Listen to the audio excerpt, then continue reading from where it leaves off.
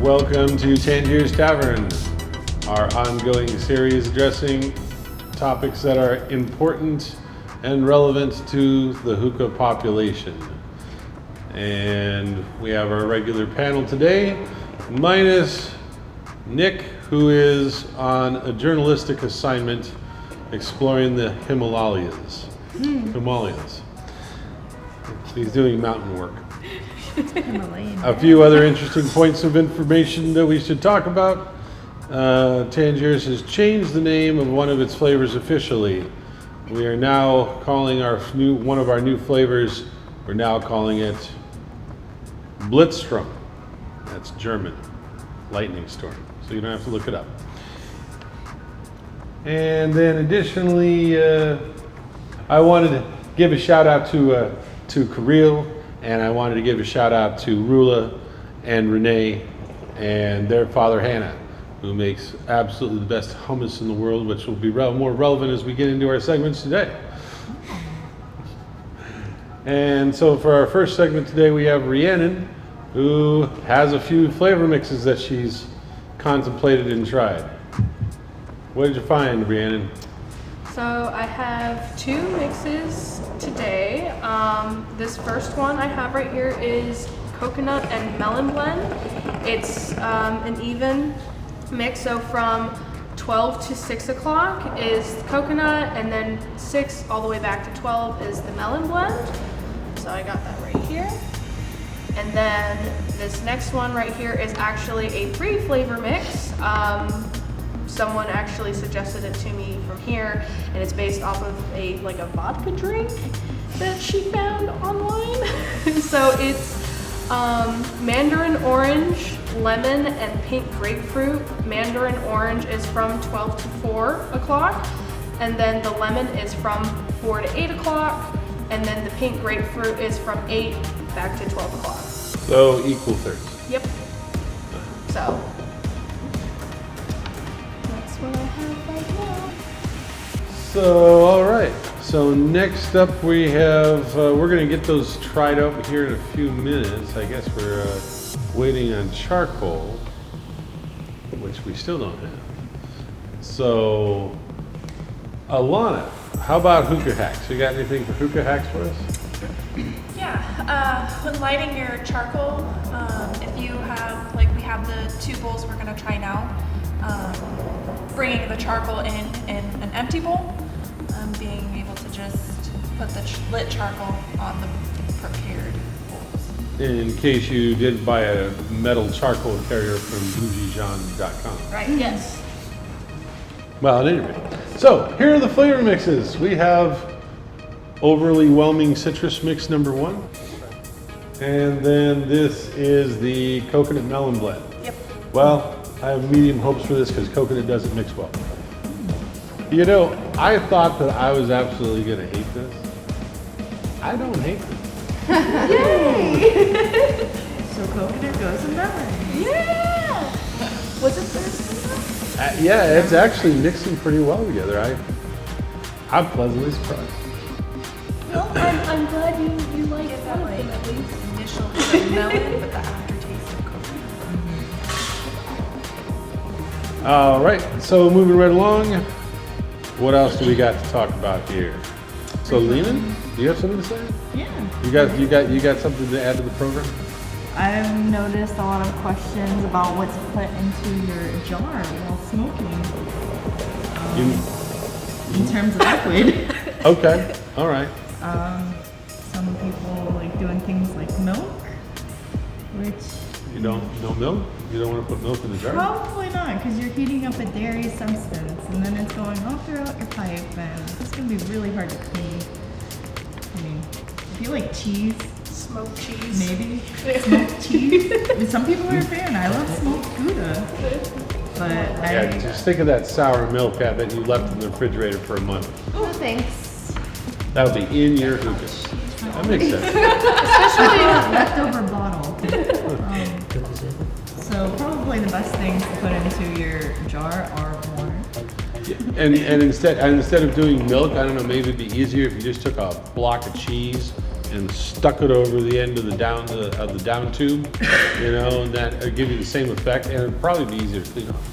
You know what? Just make a cheese ball and then pack your stuff in it. Don't put cheese on your hookah. We're joking. It's a joke. Don't do that. Shredded ball. Unless it's a craft single, then we can talk about it. Anything like a craft single? So, in terms of putting things in your jar, probably stick to water. If you're feeling particularly avant-garde, you could do distilled water. So basically, I think what I'm trying to get out of this is you're saying we should probably just stick to the water that comes out of the tap. Yes, As and best if you're as trying possible. to achieve the thick, creamy smoke, it's all in the heat management of your bowl. And how you pack it. And you're not joking, you're being serious. And that's serious. Okay. Heat management is going to give you the smoke you're looking for. All right, so next up we have a presentation on foods, beverages, and hookah culture by Jeff and Lauren. Hey, how's it going? This is Jeff, talking to you about food and beverage with Lauren. Lauren, would you mind talking about the different types of lounges? So the first kind of lounge that we have would be your social type lounge where you can hang out with friends, watching movies, maybe sports, or even playing pool. Yeah, so for that kind of lounge, I've talked to several people, and because of the resources available, it's usually just water or snacks like candy bars, things like that. The other one would be bars. Yeah, bars. So the next one, we have our hookah bars. What they would have there would typically be like your nightlife type environment where there's lights, music, and if it is a bar, then they would have alcoholic beverages. Yes, alcohol. That's one of the drinks that I like to pair with hookah. Vodka specifically, it's because vodka has so many different types of flavors. You can match it with anything just straight up. I like to have the vodka with coffee liqueur, some cream, and then pair it up with something citrus.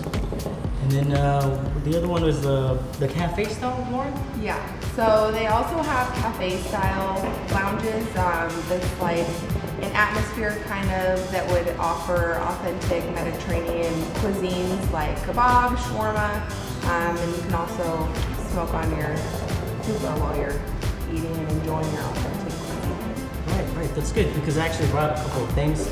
One of the things is tea.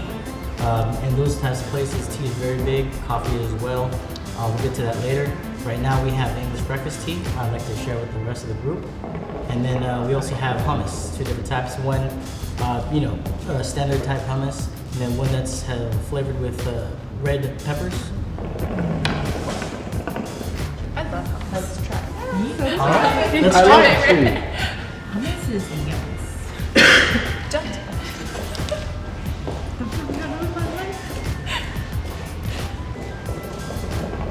Aw, yeah. Thanks. Oh, wow. Got these pita breads. Made fresh today. Did you make them yourself? I did not. Someone that's more I feel cheated. And I'll just use orange blossom honey. hummus. And then take more. The other one down that end is red peppers. Inside, they'll put a little bit of olive oil. Anyone care for some sugar?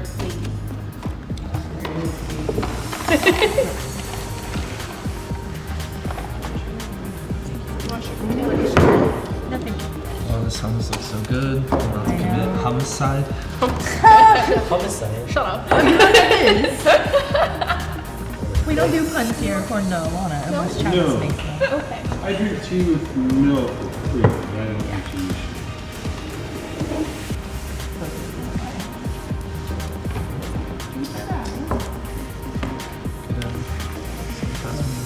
Yeah, here's some bread, son. Eat up. Thank you. Can I get a plate, ma'am? Absolutely. So much. So if you do have any pairings, food, drink wise, share with me. You can send me an email, snacks@tangiers.us, SNAX.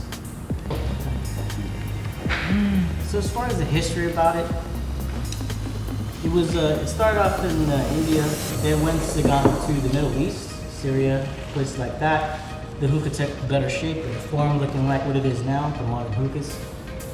It typically, it was a sign of royalty actually. So it would be at big parties, big dinners. It's still somewhat like that now. Like, after a dinner over there, you have a hookah while or after you're eating. I think I heard some of the traditions was after a meal, you'd be presented with a tray with different types of cigarettes. Now it's been replaced with hookah. All right, now has everybody tried all the flavor mixes? All right, so what did we think about the mandarin orange pink grapefruit lemon mix? No bueno. I don't like it. I thought it was too generic, too generically citrusy. Nothing stood out for me. I liked it. Typically I don't like pink grapefruit, but in that one it really pops for me. And so when you don't have to worry about heat management this much because there's so much different citruses in it. So just very smooth smoke for me. I didn't notice any pink grapefruit in there whatsoever. It was completely buried by the mandarin orange and lemon. Oh, I got the grapefruit too. I don't like grapefruit. And that was like a super strong. It went from a cocktail to just a vodka shot. It was raw. For the night, yeah. So that one was a no go. Like I said, you can take multiple flavors from the same general group, mix them together. It's not going to add anything to it. You want to get things. Well, I'm going to mix melon blend and watermelon, see what happens. What's it going to do? There's been a couple times where I've been like stumped as far as like what to try, and then I just go out there and just start smelling tubs for a while. Really, we used to charge for that privilege. It's work related though.